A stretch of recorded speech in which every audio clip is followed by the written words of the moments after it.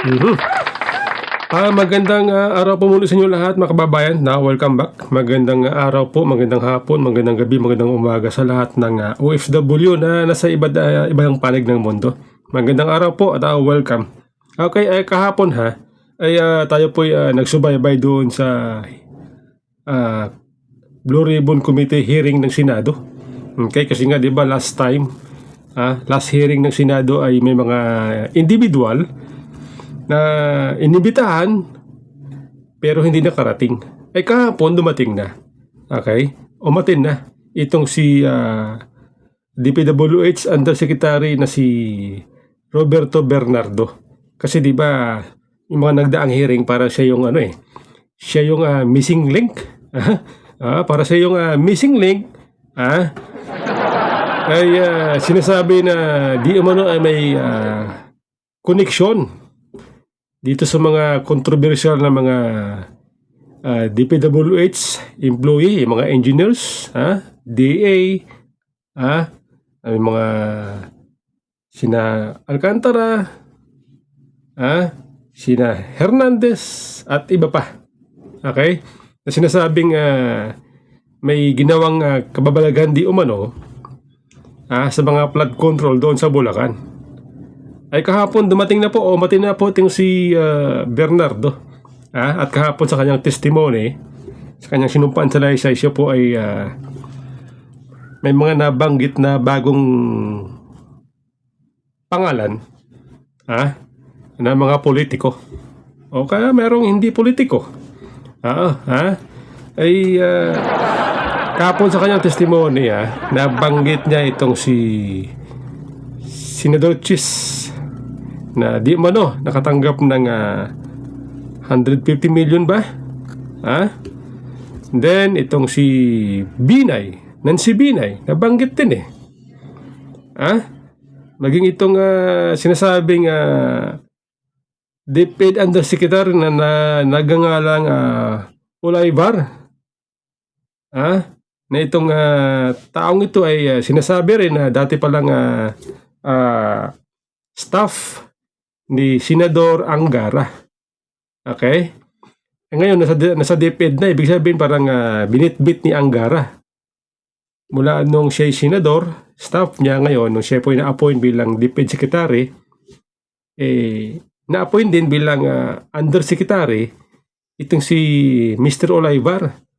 At ito pala si Mr. Olaivar, ito po pala ay inappoint ni Pangulong Marcos noong Agosto 2024, so last year lang pala ito na-appoint. Okay? Nabanggit doon ni Mr. Bernardo na di umano nakausap niya at sinasabing meron yatang hinihingi na 15%. 15%. Ayun daw po ay para sa infrastructure na executive secretary. Okay? Walang binanggit kung sinong pangalan, kung sinong executive secretary. Okay? Siyempre ngayon, ang kasalukuyang executive secretary ay si Bersamin. Okay? Kahapon po nagsalita po itong naglabas ng pahayag ito si Bersamin at tinatanggi niya itong paratang na ito. Itinatanggi ni Bersamin na may kinalaman daw siya. Okay? Ngayon, ako naisip ko, tila ba hindi po inaasahan ng Malacanang na maging itong mga bata ni BBM ay makaladkad sa issue.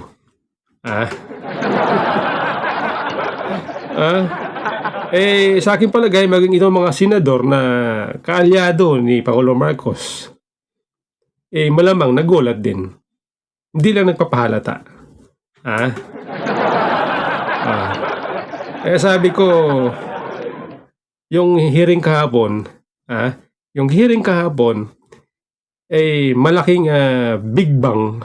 Tawag doon, diba? Malaking bukol. Yun. Malaking bukol na tumama, na tumubo sa mga ulo ng mga ng taga Malacanang, lalo na itong nabanggit na mga personalidad. Oo. Ah, ah, ah. Tapos, bukod kay Bernardo, meron pang isang individual kahapon na nasasabi natin na surprise witness sapagkat di natin inaasahan na itong isang retired Marines na si Orly Ortega Gutisa, retired Marine, ay nagpakita sa Senado.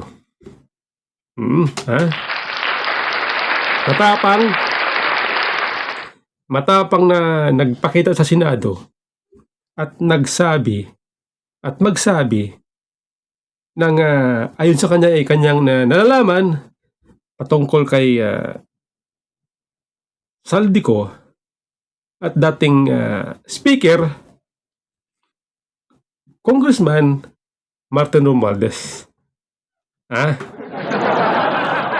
Di ba? Sinasabi nitong si retired Marine Gutisa na sinasabi niya ay siya daw po ay saksi doon sa transfer ng mga mali-malita, maraming malita, may mga lamang pera. Siya daw po ay saksi. Kaya tinuturo niya ito mga lugar kung saan sila nag-deliver. Meron kasi akong kita, kasi kahapon nabanggit niya. Yun daw sa may number 42, McKinley Road. O McKinley. Forbes Park. Doon daw sa lugar na sa isang bahay na kulay green, ang gate, nag-deliver daw sila ng pera doon. At yung sinasabing bahay na yon, di umano, ay sinasabing kay Martin Romualdez. Kulay green at maraming puno, sabi niya. Sa McKinley. Tininan ko sa Google, yung number 42, kulay green na gate, tapos maraming puno. Maraming puno. Katulad po nito mga kababayan na tiningnan ko dito sa Google, parang totoo nga ito sinasabi niya kulay green na gate. Dito okay lang, medyo malabo natin, hindi makita yung number pero yung sinasabi niya kulay green, maraming puno sa loob. Okay. Tapos meron daw doon yung pader daw ay kinakapitan nila ng damo. Yung usual natin nakita ng mga design ng gate ng pader na tinutubuan ng damo na parang tawag doon, kumakapit sa pader. Okay? Dito po sa Google, ito dito po sa Google Map, tininan ko, kulay green na gate. Tapos maraming puno. Parang tugma yung kanya sinabi. Ngayon, meron pa isang nag-post naman na pinapakita dito, Google search din daw ito, Google Map, galing sa Google Map At pinapakita yung lugar na kung saan sinasabi nitong si Otisa na parang tama ang kanyang sinasabi, yung direksyon ng kanyang sinasabi na lugar, parang tama po, base po dito sa gate o sa kuha ng satellite galing sa Google Map. Okay? So yan parang tama. Hindi ko lang mabasa yung number kasi medyo malabo, medyo blurred ng konti pagka sinom mo. Medyo blurred na siya, hindi natin makita yung number doon sa poste May nakalagay kasi hindi natin mabasa Pero yung gate kulay green at maraming puno. Okay, tingnan nyo dyan Tingnan nyo sa screen. Makikita din yung sinasabi nitong si Mr.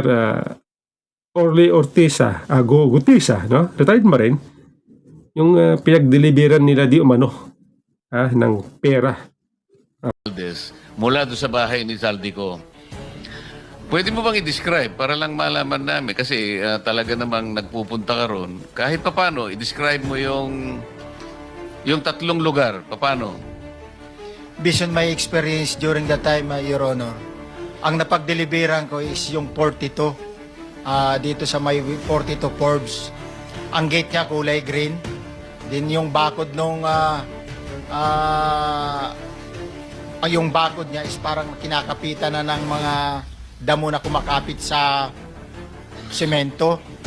Din pagpasok namin doon sa loob, maraming puno ng kahoy, mangga, sari-saring puno nung nasa loob. Parang mayroon doong maliit na ubal.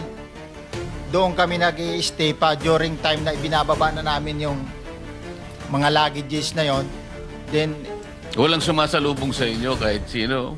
Dahil maring kilala mo na rin yung sa pagdi-deliver mo. Para lang malaman namin na kapanipaniwala talaga. may sumasalubong pero ang nakakakilala, Your Honor, is yung si Paul lang. Kasi siya lang yung may direct contact at siya rin ang nagpapa-open ng Speaker Martin Romualdez mula doon sa bahay ni Zaldico. Pwede mo bang i-describe para lang malaman namin kasi talaga namang nagpupunta ka ron. Kahit papano, i-describe mo yung tatlong lugar. Papano? based on my experience during that time, Your Honor. Ang napagdeliveran ko is yung 42 dito sa may 42 Forbes. Ang gate niya kulay green. Din yung bakod nung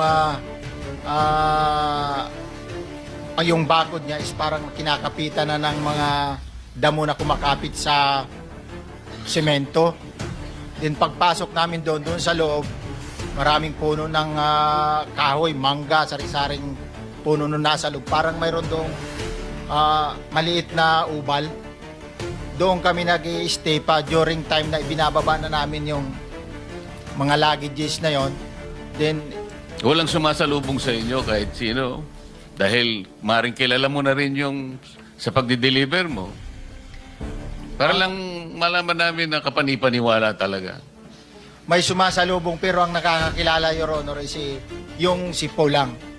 Kasi siya lang yung may direct contact at siya rin ang nagpapa-open ng Okay, so yan ha, mga kababayan ha. Ngayon, mga kababayan, dito po sa latest, doon pala ha, nabanggit pala niya yung mga tao na di umano.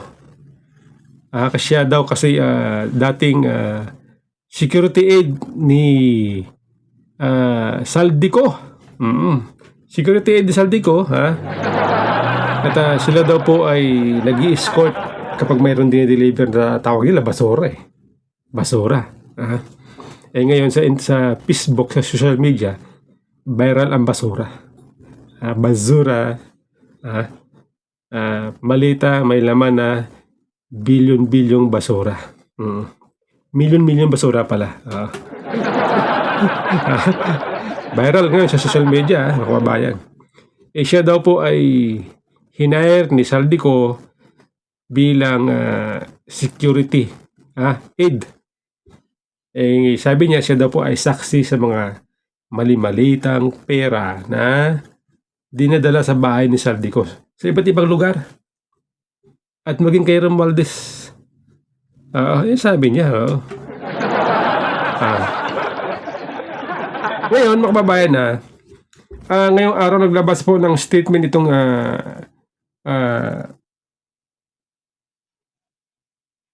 Department of Justice o DOJ. Base po dito sa balita naglabas po ng statement itong DOJ. Ito, basahin nga natin para malaman natin ito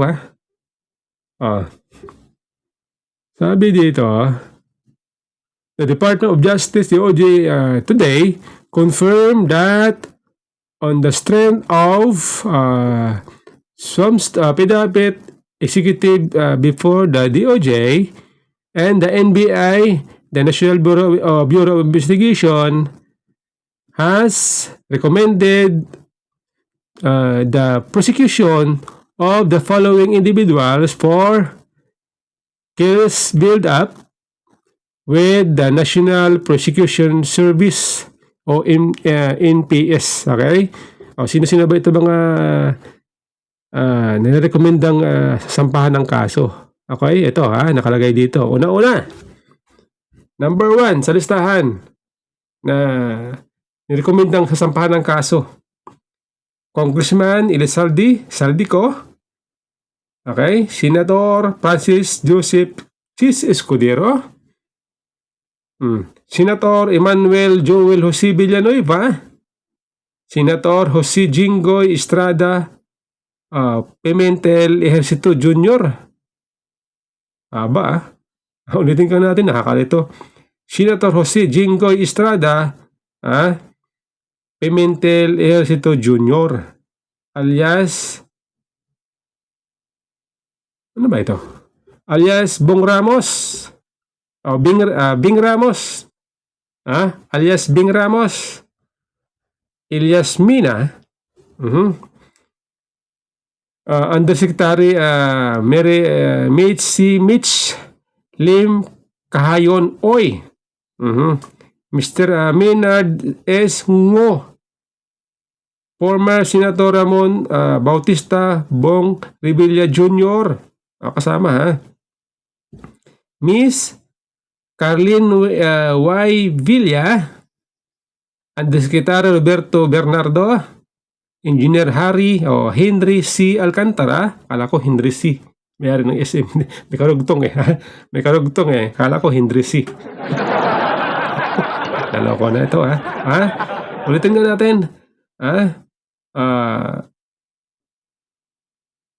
Engineer Henry C. Alcantara, Mr. John Carlo Rivera, Mr. Linda Victoria Macanas, Mr. Juanito Mendoza, CPA, Mr. Sally Nicolas Santos, ito yata mga kontraktor ito yung mga hiniraman ng mga lisensya.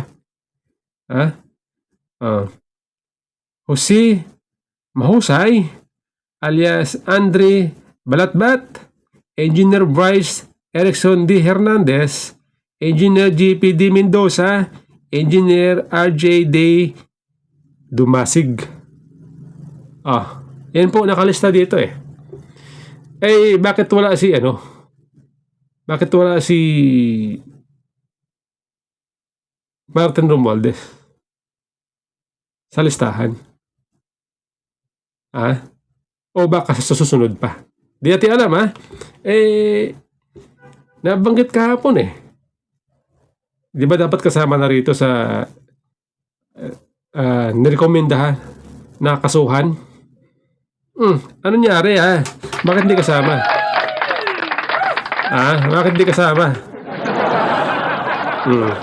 Di ba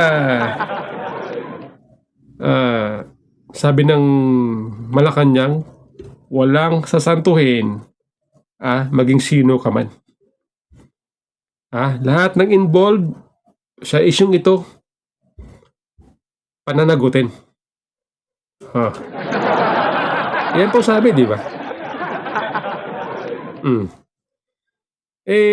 Nagtataka tayo bakit hindi po kasama rito si Martin Romualdez. Abangan natin, malay natin sa susunod na mga araw, no? Baka mapasama. Sana mapasama. Dahil kung hindi, pag hindi na pasama sa sampahan ng kaso, ibig sabihin, kalokohan, itong sinasabi ng Malacanang ni BBM na lahat walang sasantuhin. Lahat walang sasantuhin. Yan lagi yung bukang bibig ng DOJ, ni BBM.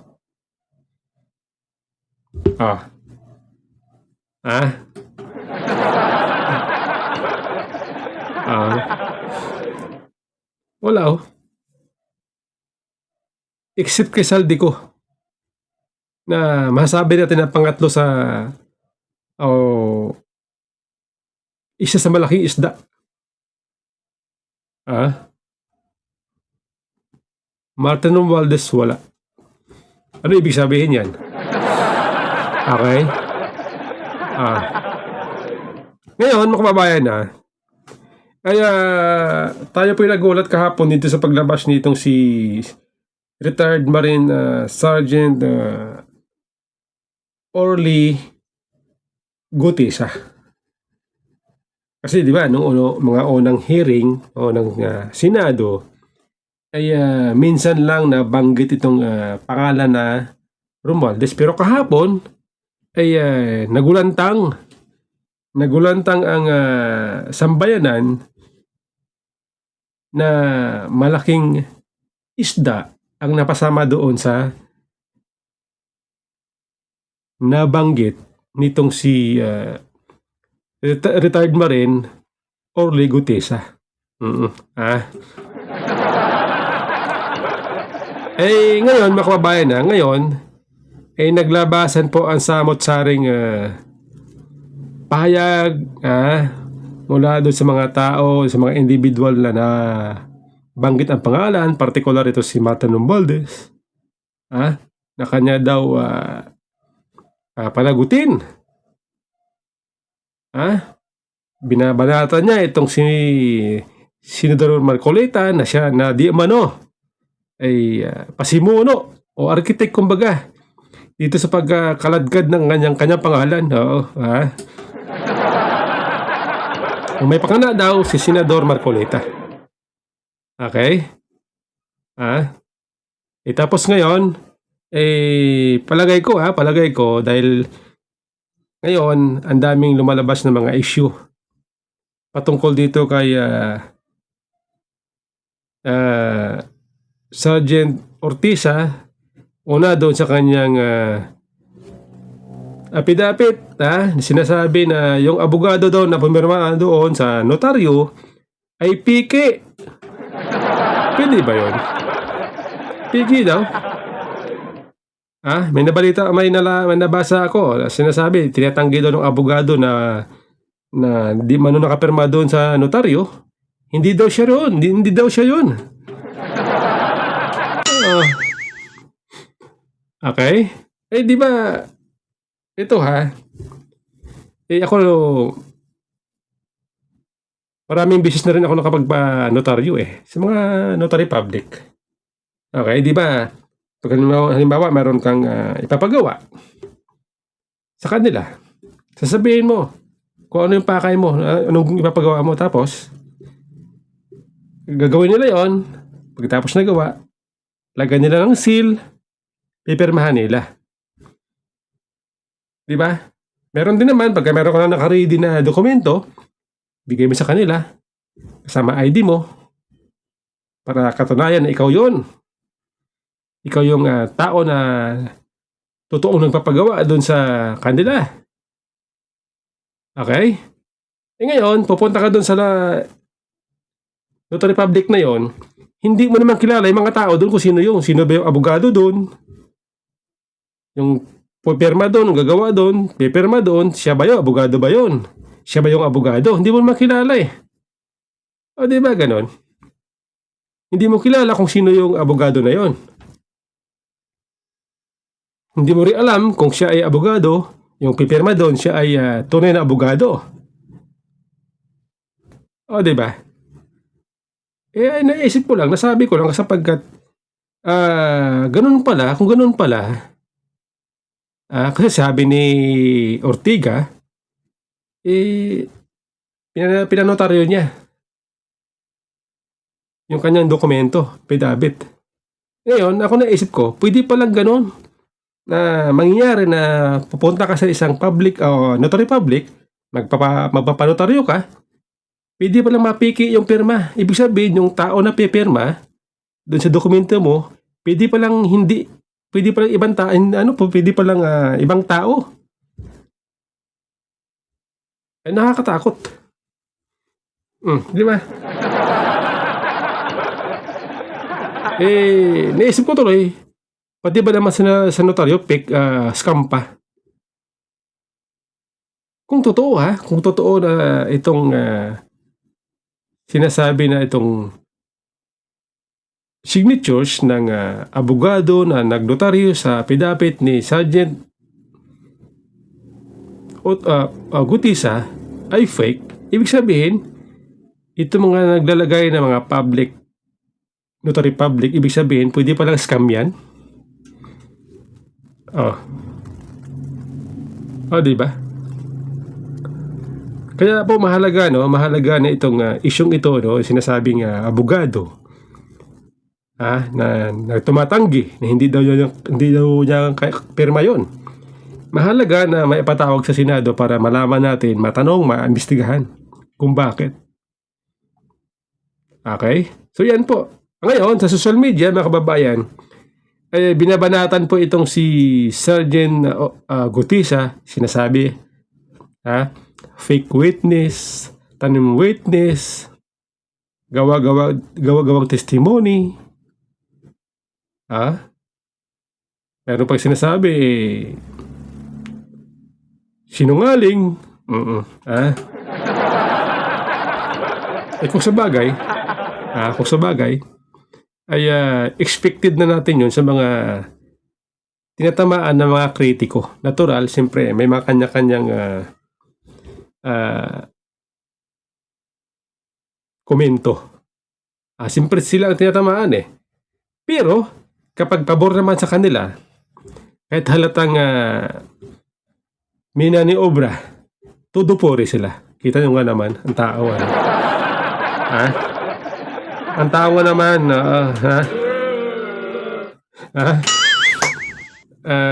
masabi natin na yung pagiging hypocrisy ng tao, kapag sila'y tinatamaan, lumalabas. Oo, di ba? Di ba? Ako din naman, kung minsan nagko-komento ako, pero, pag feeling ko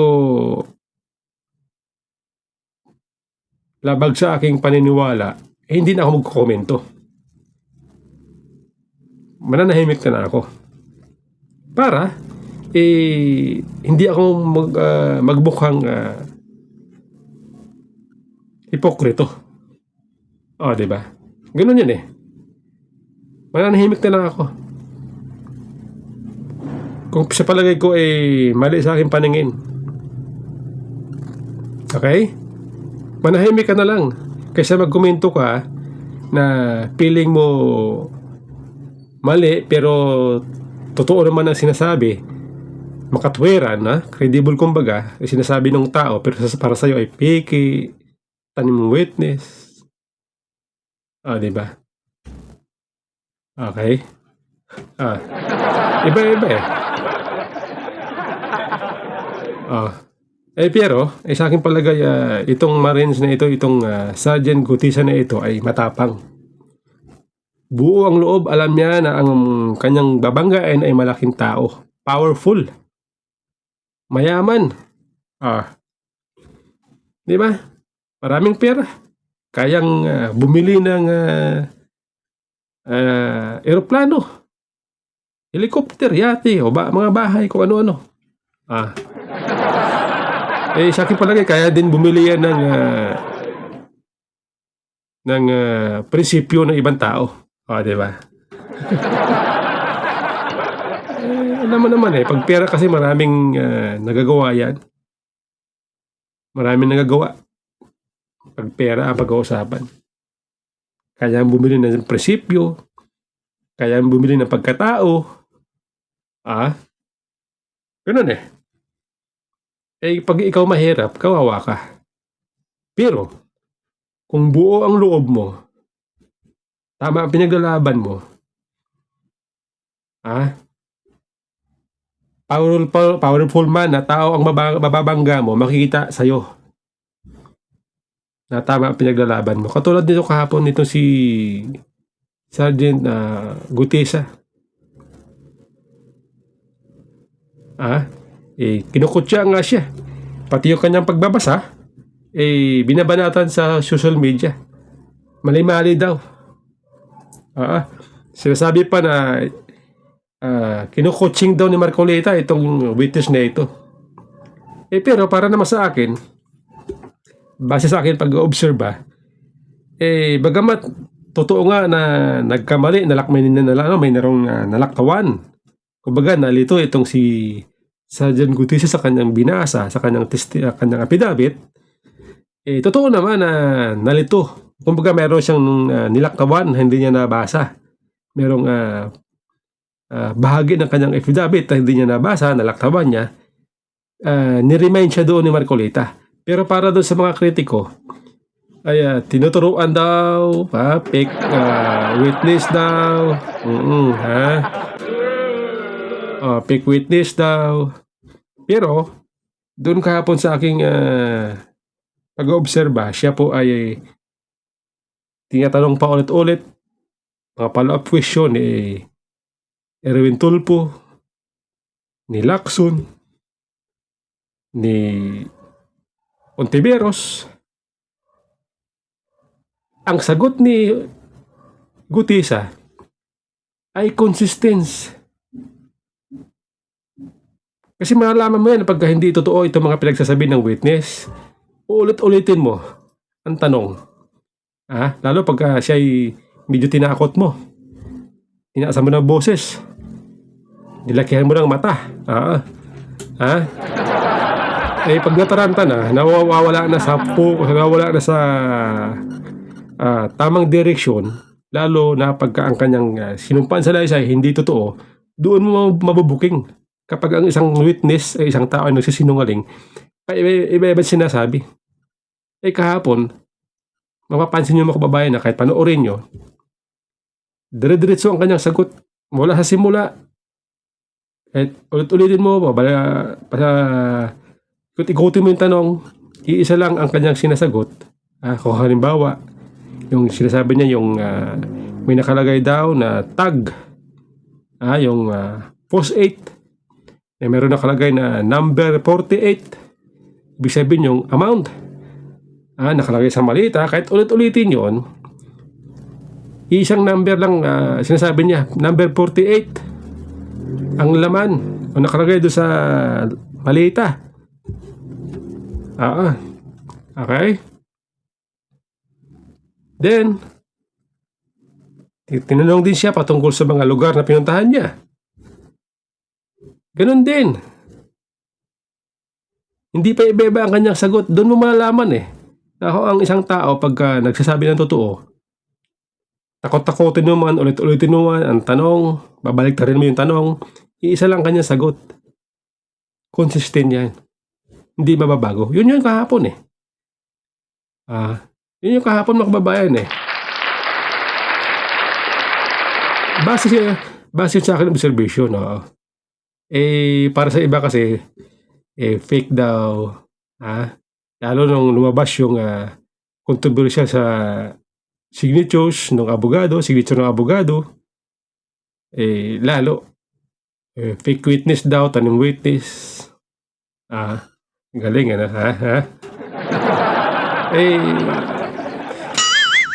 expected na natin yan sa mga kritiko, lalo na pag tinatamaan sila.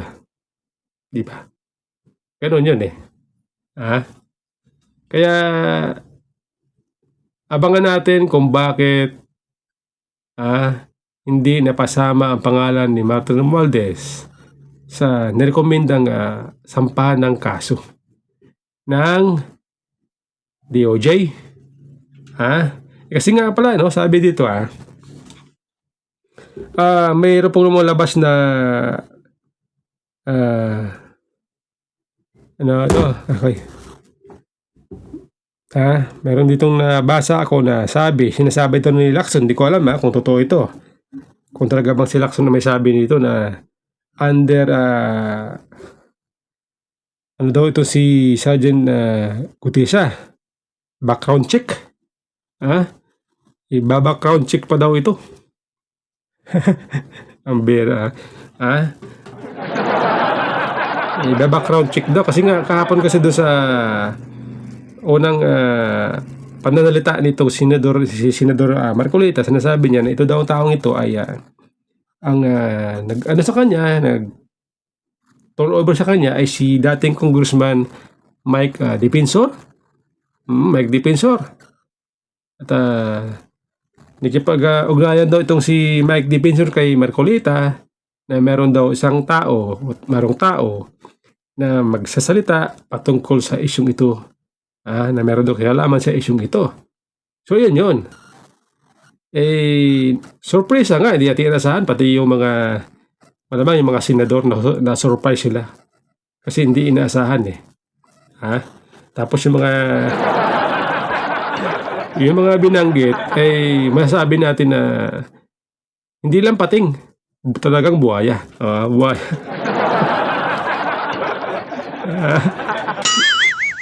Talagang buhaya. Malaking buhaya. Yung buhaya na hindi nabubusog.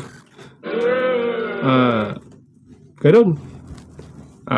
Ganun po mga kababayan ha. Eh, ako po humahanga dito kay Sergeant Gutisa na sa kanyang katapangan. Eh, di ba nga kahapon sabi niya, nung una sabi niya, gusto niya mapasailalim sa Witness Protection Program o WPP ng DOJ. Pero nung kalaunan, nung patapos ng hearing, sabi niya, hindi na kailangan. Ayaw ko na may istorbo pa.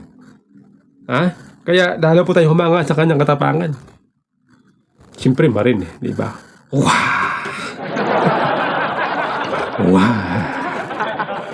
Marin eh, siyempre. Pag marin kasi, maingay yung ano ko Maingay Maingay yung aking microphone Pag marin kasi, siyempre, isa yan sa mga masasabi natin na elite forces ng ating sandatahan lakas. Marines. Wow! Ito si Bato, tingnan mo si Bato. Tingnan nyo si Senador Bato kung paano magalak, matuwa dito sa isang dating sundalo na napakatapang. Wow!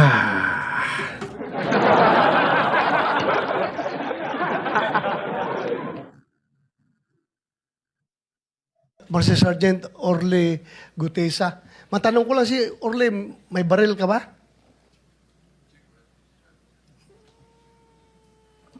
Yes, Your Honor, may service firearms po ako. Meron ka? Yes, Your Honor. May permit to carry yan? Yes, Your Honor. Very good. So you can defend yourself pag merong interesado sa buhay mo. Yes, Your Honor, at hindi ko na kailangan yung witness protection, Your Honor. Kaya ko sarili ko. Yan ang Marines.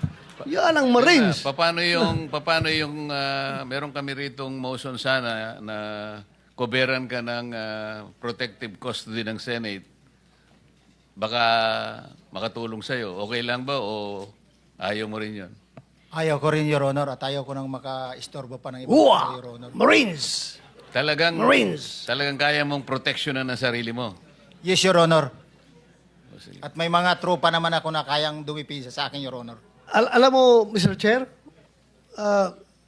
Yes. yung branch of service ko talaga noon, hindi pa ako nakabunot ng Philippine Constabulary. Philippine Marines ako. Ganyan po katapang yung mga Marines. Kaya, Gusto mo pala pumunta ng Marines? kaso pagbunot ko, Philippine Constabulary na bunot ko, kaya PC ako. Naging PNP. Ba't di mo sinuli tapos bumunot ka uli? Sabi nila, yan ang kapalaran mo, huwag mong baguhin. So anyway, Mr. Orly Gutesa, ayaw mo magpa sa ilalim sa USA protective custody. Yes, Your Honor. Kaya pa ng malinaw sarili tayo. ko, Your Honor. Okay. Mr. Chairman, Go ahead. with siguro, kung magbagong isip mo, please let us know right away. Dahil hindi mo alam, baka may mga developments pagkatapos ng hearing na ito. Basta we are ready to accept your protective custody, the Senate.